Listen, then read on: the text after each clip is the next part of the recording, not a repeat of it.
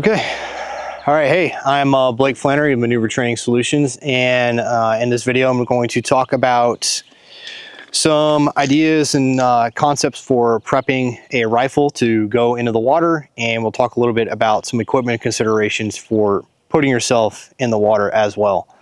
We're going to talk about something as simple as just doing a river crossing, and something a little more complex is having to actually swim into the beach and some of the different considerations with that. So without any further ado, we'll start with considerations for prepping your rifle. All right. Now, with all of your gear, it comes down to duration and pressure. So if I'm just doing a patrol and I'm in a wet environment where there's lots of rivers and marshes and things like that, and the rifle isn't going to get really, really wet and it's not going to be submerged for long periods of time, then there's not a whole lot I need to do to it beyond your normal patrol prep procedures. Anytime you're in a wet environment, you of course want to make sure you've got a good amount of lubrication on the working parts on the inside. Compared to a dry environment, yeah, you need lubrication, but if you go too crazy with the lubrication in an arid environment, you're going to attract a lot of dust, which then creates other issues. Wet environment, that's not as much of a concern because there's not much dust in the air. So you can go a little bit heavier on the lubrication, but again, you don't need a heavy amount, all right?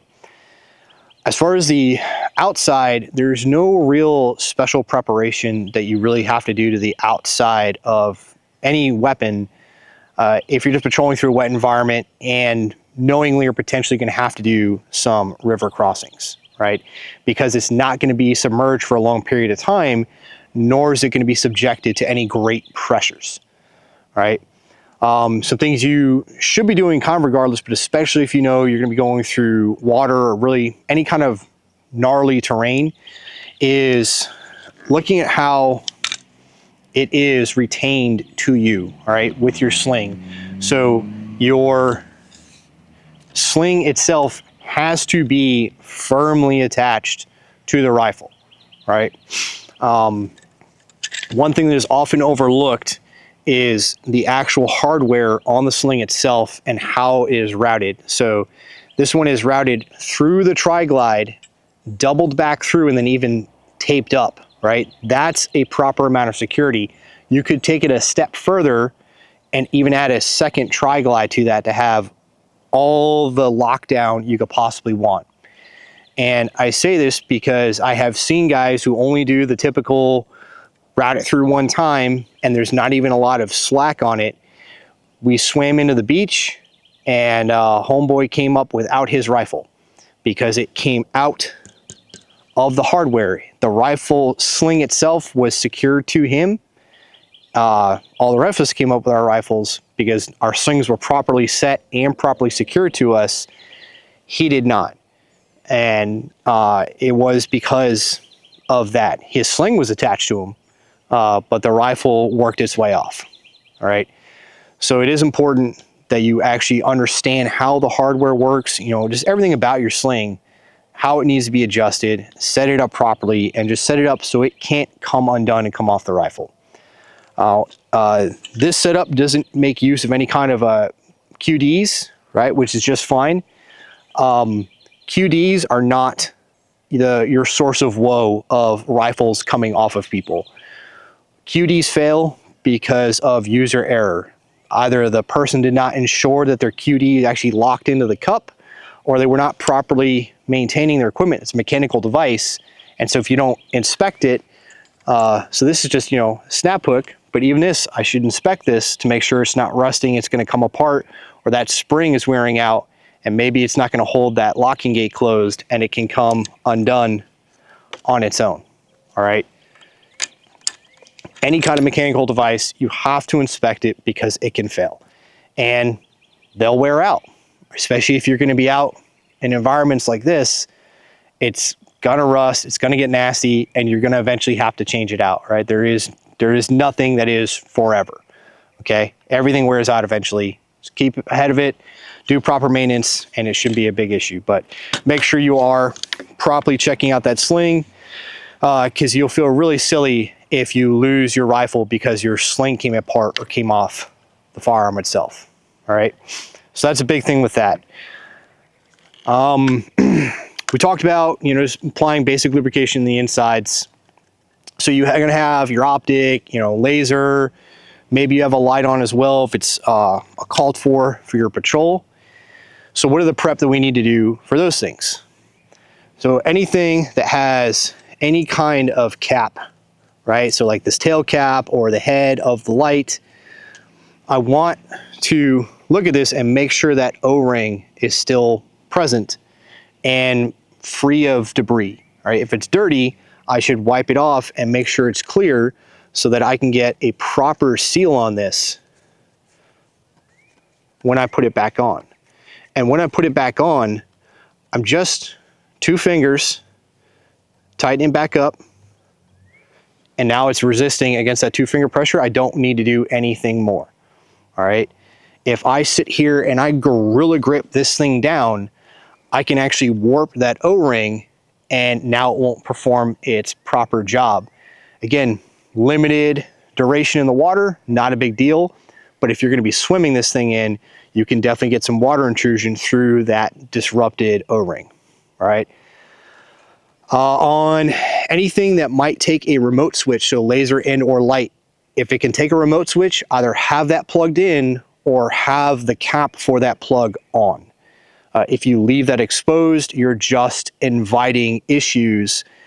Even if it doesn't break the item on the swim, you can have issues when you do go to plug in a remote switch, but now there's corrosion in the inside of that plug that you couldn't see from the outside because it got water in it, you didn't clear it out in time, and it got bad. So either have your remote switches plugged in or at least have the plugs in there.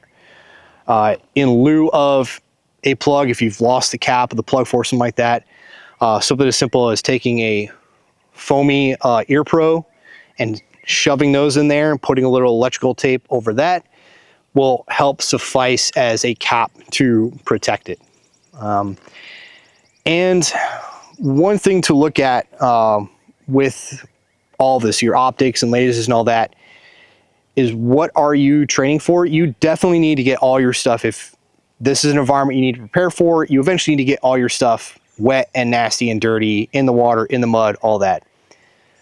But if the training event doesn't really call for that, right? If I'm doing a daytime range and daytime training and I'm not gonna need the laser at all, there were times that we would just take our lasers off, take the lights off just to protect them, because Murphy likes to show his ugly head from time to time. So just to help protect our assets, especially while deployed, if we were doing a bilateral training exercise somewhere, just take them off just to completely eliminate the risk of that item being damaged, all right?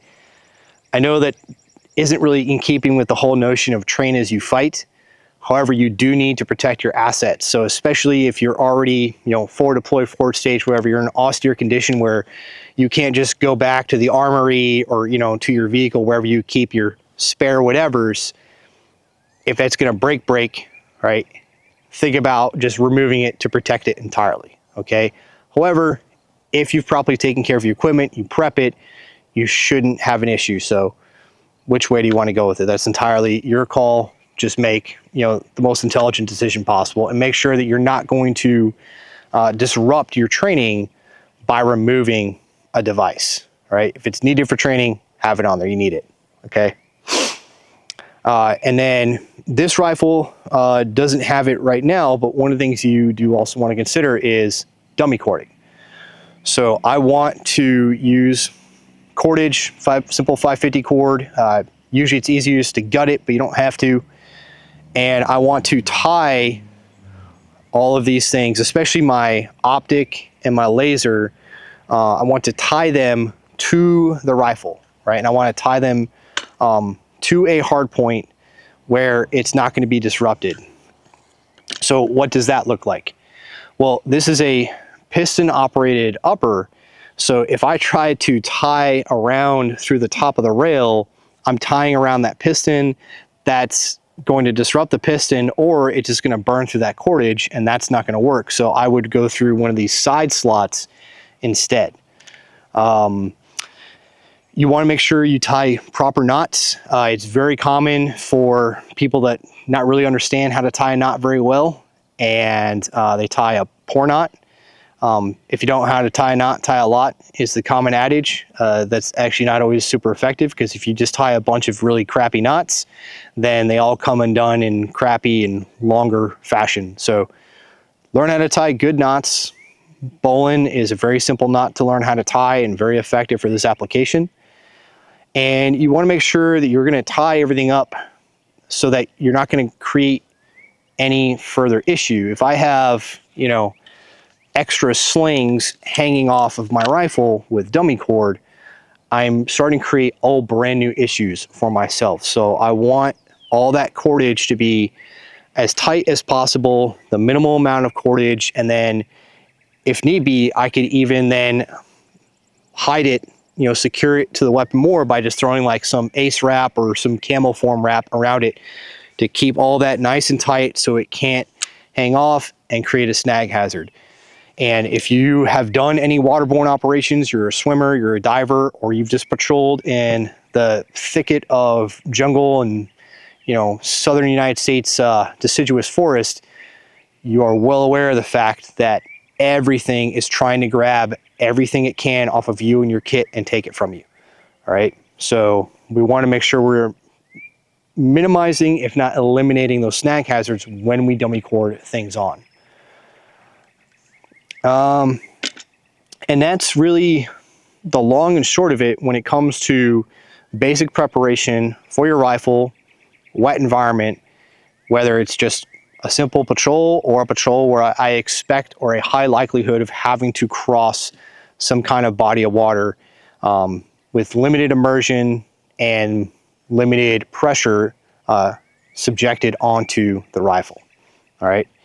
Now, if you are going to swim this thing in for a long period of time, so it is going to be subjected to a longer duration of being immersed in the water, then there may be a few additional precautions that you want to take, all right? Especially if that is your means of insert. So you're going to splash in off of a boat and swim into a beach or something like that. You may go a little bit heavier on that lubrication on the inside initially. If it's fresh water, you know, you can apply just an extra coat of lubricant to the outside. Obviously, if that's a water-based lubricant, it's going to wash away really quick, so that would not be preferred. We would do standard, you know, CLP on the inside, and on the outside of the guns, we'd spray them down with silicone on all the metal parts, especially when dealing with seawater, because that just adds a layer of protection against corrosion. Other things that you can do, we would do, is putting condoms over your end of your barrel just to mitigate some of that water intrusion through the muzzle. Because if you have a round chambered, and then that makes the barrel pretty close to being watertight. It's not perfect. There can still be some water intrusions, just steps you take when you come out of the water. But that's one of the things that we would do. For sand, you know, hitting the beach, is we'd actually pull pantyhose over the gun and then just cut out, you know, a small slit so the ejection port cover could come open and brass could eject if we had to shoot. Some guys would cut a small hole for the trigger, but pantyhose isn't that tough, so you can just push your finger through it if you have to, and it'll probably rip, but at that point you don't care because you're in a gunfight. And that just helped. It didn't prevent sand from getting on the gun, but it mitigated sand getting onto the rifle. So depending on the composition of the beach or the shoreline, that would be a step that we would take to just, again, help mitigate that. So that's another thing you can do. When it comes to like your optics and, you know, the battery compartments, all that, same things we talked about before, but you can also apply some dielectric grease into there. That's just going to help fill the void within those battery compartments so that water can't get in there, because there is no room for water to get into those battery compartments. Just further strengthening your gear against the water intrusion, especially if it's going to be under pressure. If you're going to dive this rifle in, now it's subjected to pressure on top of being submerged for a longer duration, and that added pressure introduces, you know, some new complications to just how waterproof is this. And then the last thing on that note is, are your items actually designed to be subjugated to those pressures? Some things are not. You know, I would wager, I don't know for sure about this Hollow Sun, because this isn't my blaster, but this is probably not rated to go to any kind of real depth. So trying to dive this thing in at 20 feet for an hour at a time would probably kill this thing, even if I took all the proper precautions, because the housing itself isn't designed for it. So there's going to be little gaps within the housing that would allow water intrusion under pressure to get in and ruin my my optic or my laser. So definitely something to be aware of if you are, you know, a maritime kind of person. I want to make sure this stuff can be subjugated to that, because otherwise it doesn't matter what kind of prep I put into it, right? And that pretty much wraps it up as far as the weapon is concerned. It's a decent amount of steps, but it's really not that complicated. I'm sure that there'll be some people who have worked in this realm like I have with my 18 years in Force Recon. And so you may have some things to add, you know, by all means. But yeah, there's really not much else to it. You know, there might be a different way that somebody might dummy cord. It might be a way that someone secures their condom or whatever specifically to the end of the barrel or whatever else. But the idea at the end is not really the specific techniques that you apply, but the principles of achieving that. I need to make sure everything is properly protected, considering the duration of how long this thing will be submerged in water and the pressure that it's going to be subjected to.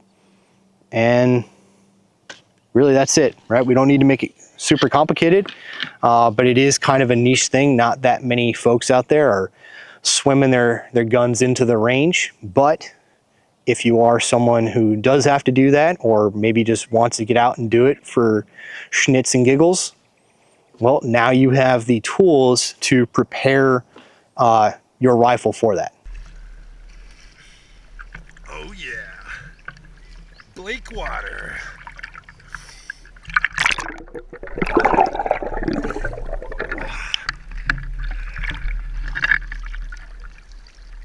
Use the lily pad to mask your movements.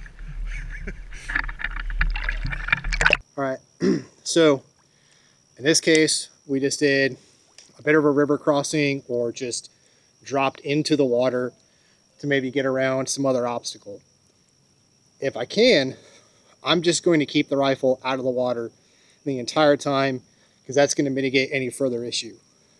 However, if I do get it submerged because I fall or there's a drop off and it gets really deep that I'm not expecting,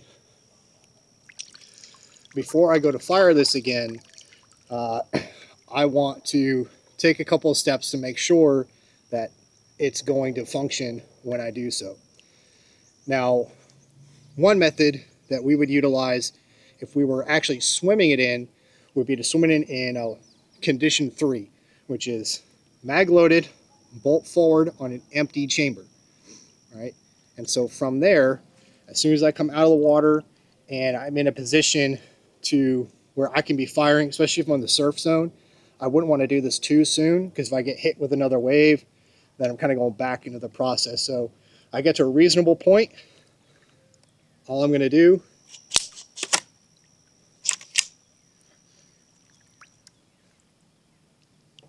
Yep. So first method is to try to let it go controlled, but that didn't work. And all I did is reach around and try to index the bolt. That works day or night. Bolt was still stuck to the rear, so I just gave it a normal slingshot. That broke that seal. Kind of think of it as like a straw with your drink in a restaurant. If you dip that straw into the drink, put your finger on it and pull it out, all that liquid is still inside the straw, and as soon as you take your finger off, it drains out. Kind of the same thing going on with the rifle, except now the barrel is the straw and the bolt is your finger, for that analogy. So by pulling back on the bolt, that's going to allow anything to drain out. Now, if I've already done that, or like say I've been on patrol and I just was in the river and it got submerged, then I can just do a simple press check, right? Just a couple inches. All right, that's going to break that seal. Let it go home. I index the bolt, and what I'm doing when I index the bolt is I'm sticking my finger in this little cutout that allows the ejection port to close, pulling forward on that. I don't feel any movement, so I'm going to slide my finger forward, and if I don't feel a gap, then I know that bolt is seated in battery. Close my dust cover, and I should be good to rock and roll from here if I need to fire the weapon, right? So those are the two considerations. You can swim it in, again, in condition 3 and do a slingshot. My personal preference is to try to do it more controlled because it limits the noise. If you've properly lubricated the bolt, that should work. If it doesn't, just give it a normal slingshot where you pull it back and let it go under its own power, and you'll be good. Index bolt, close ejection port cover. If I already have it in condition 1, which is mag inserted, bolt forward with a round in the chamber, then I just do a brass check. All right, and again, index bolt, ejection port cover closed, and it's that easy.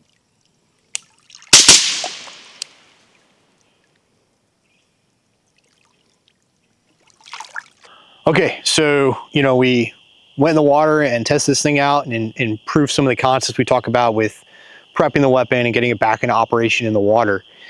Now, that was just a river crossing or dropping into the river to skirt an obstacle for whatever reason. So for that, really don't need any kind of additional flotation. And a lot of your equipment, especially your ruck, will act as a flotation device should you need it, especially if you actually want to cross that body of water. Now, if we were going to actually be swimming in, inserting off the shore and swimming in, we would use some additional flotation, or rather having it available to us. There's different forms. This is an older version. This is the UDT vest. Even when we switched to something that was a little bit larger, had a little more air capacity, we called it a Scout Swimmer vest. I stuck with this because it is smaller. So although when it's fully inflated, it doesn't offer the same level of buoyancy, it was definitely enough to keep me in kit afloat, which is all that's really needed. And because of its smaller profile, it was still really easy to wear with equipment. If we were just going to swim in for a limited amphib reconnaissance of checking out the beach, hydrographic survey, something along those lines, we would usually just swim in with a belt. That way there was no interference with our flotation whatsoever. But especially the way that I like to wear my chest rig, where it's not actually up here on my chest, but it's more kind of around the abdomen. All right, when I put this on, you can see it still hangs right above, so it works, right? And there's a CO2 for emergency activation, and we would practice that for casualty evacuation through the surf and things like that. Pop that dude's CO2 and you're dragging them out through the surf. And then there's a manual inflation valve. So with like a smaller loadout, again, doing that kind of scout swimmer mission, you really don't need any additional flotation. You should be a strong enough swimmer to get that loadout to the beach. And, you know, considering again, if you're swimming with a ruck, the ruck will float. However, heavy loadouts, it's a good idea to be able to turn this thing instead of a, you know, life preserver into a buoyancy compensator, and divers be familiar with that terminology. So I can add just a little bit of air, just like 1-2 breaths of air. So if I had a full rig with 12 mags and frags and 40 mic and all the stuff that I would carry on, you know, fighting load to hit the beach, go over the beach, and do a extended deep reconnaissance style mission, give myself just a little bit extra, because that's a lot of weight to swim in and keep afloat. So I do prefer this. You're going to see more and more commonly now that the vests are more like a collar that is much slimmer in overall form factor, and you only have the emergency activation feature.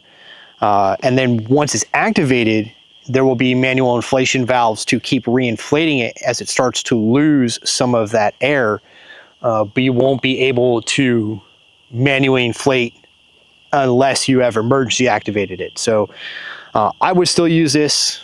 Maybe I'm just old, but that's my preferred, because it's what I know. So kind of the last thing to cover is mags and mag pouches and just your pouches in general. But we'll start with the magazines. So there's no real special prep you have to do to magazines, right? Other than load them. Pretty simple. Now, something to consider between the metal and the polymer is not really anything to do with the material, but with your metal mags, they all have a drain hole in the bottom. So that water is going to come in the top and immediately drain out. And if they're stored in your kit, then it's all just going to drain out. You're not going to have any real issues there. However, with all of your polymer mags, I don't care who makes them, no one puts drain holes in the bottom. Now, they're not perfectly watertight, so water will expel from the mag. It will drain out from the mag. And again, the ones that are stored in your kit, not a big deal, but the one that's in the gun, right, it's going to hold some of that water for a little bit longer. And that's one of the things you want to consider with all of your equipment. And you would have seen in that video here, all that water is leaking out and dripping. So it's going to make noise. So anytime you've seen a video where somebody comes out of the water and they're super silent, it's complete BS. There is noise. There's unavoidable noise unless you go painstakingly slow coming out of the water, which in some scenarios may be what's necessary. And it's not a big deal when you're coming into a beach because that surf zone is actually pretty loud and it masks all that noise. But just a little thing about the magazines to consider. Your metal mags are going to drain a little bit quicker than your polymer mags. Is it really enough to matter to you? Not really, right? But still just something to be aware of. And then with that, right, we have to carry magazines and some of our other equipment in our fighting load. So some of the pouches on this rig are secured with side release buckles and Velcro. Side release buckles are great for a very maritime, you know, swimmer focused kit because they cannot be opened up by the surf zone. Again, river crossings, not a big deal. Dropping in, getting a little wet on patrol, not a huge consideration. But if I'm going to be swimming in, that changes things because when you get in that surf zone, you are in the tumble cycle, all right? And having just Velcro closure on mag pouches, right, will not always stay, right? Seawater is infamous for loosening Velcro.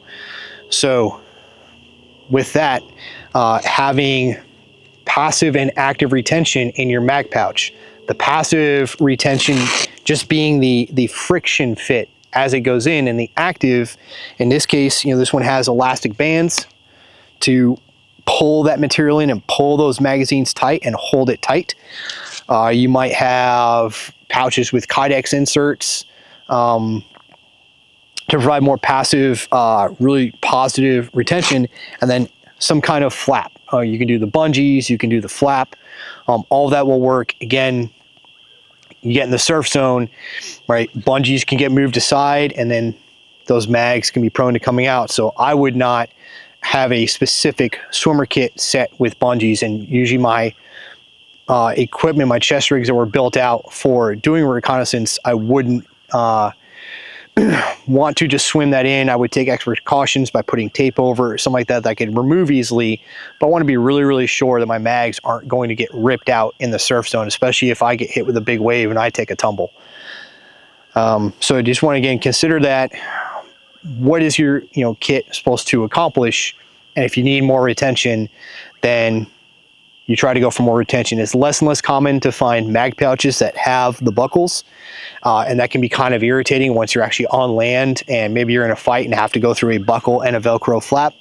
But again, there's steps you can take. So everything's buckled for the swim in. You hit the hinterland, you're taking off some of the swimmer gear, packing that away, you're getting ready to go over the beach, or you're just gonna be operating on and around the beach. At least one of your pouches or two of your pouches, you can undo those buckles and tuck one of them away. That way they're not making contact and making noise, but then you only have to deal with the Velcro flap in order to get to your mags to do your reloads as necessary. All right. And so actually with that, there is one last thing we haven't talked about. And we've gotten to that point where we're over the beach, we're in the hinterland, and whether we're going to do work exclusively on the beach or maybe we're going to go overland and go deeper in and do some other work. If I am going to, especially if I'm going over the beach and going deeper ashore, I want to clean my sensitive equipment and rinse any salt water off of it.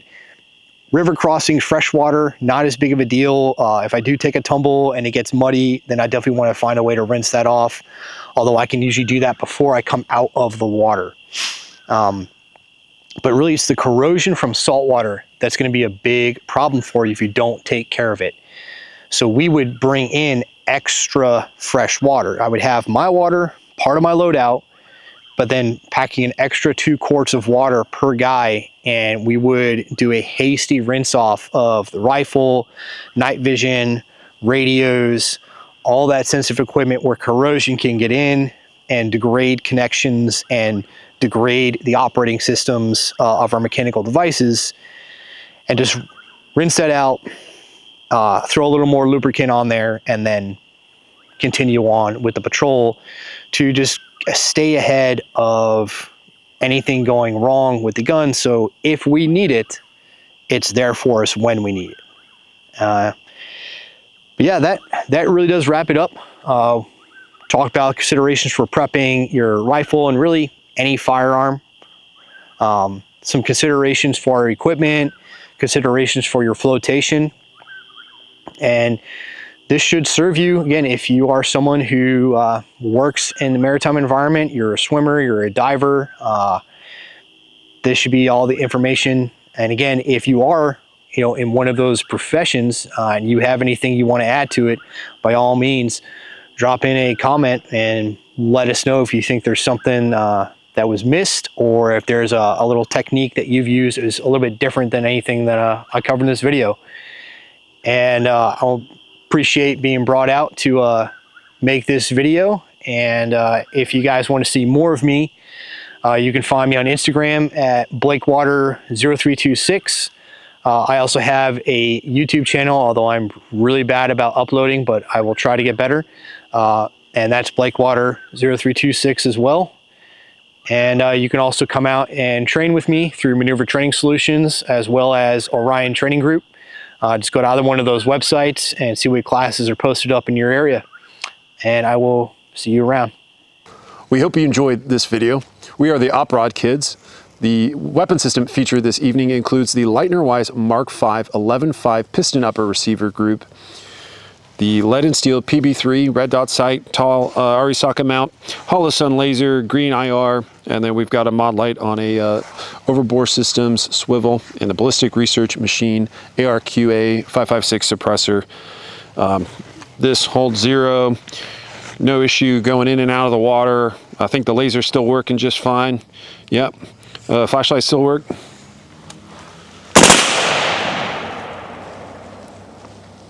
Yeah, I think it works. It works, guys.